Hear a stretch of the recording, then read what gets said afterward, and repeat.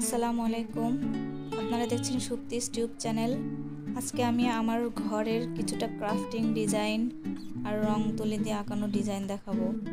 এটা আমার প্রথম বানানো ক্রাফটিংয়ের কাজ।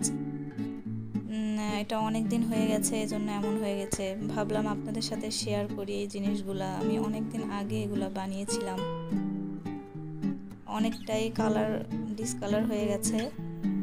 এটা আমার একটা পেন্টিংয়ের কাজ আমার রুমে আমি ট্রাই করেছি। এটা অনেক দিন হয়ে গেছে বলে ছিঁড়েও গেছে। এটা একটা কাজ আমার। এটাও আমি বোর্ড দিয়ে রং তুলি দিয়ে আঁকিয়েছি।